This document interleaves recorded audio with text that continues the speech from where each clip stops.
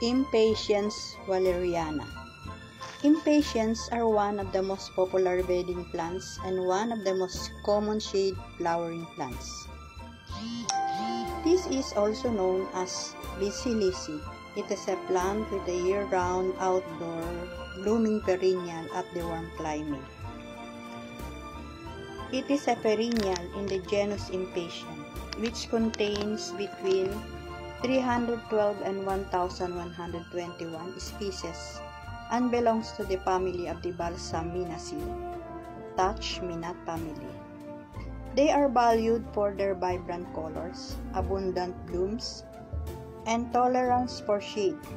It comes in all colors, except yellow and brown. Scientific name is Impatiens walleriana, Hoch F. This is the beautiful flowering plants.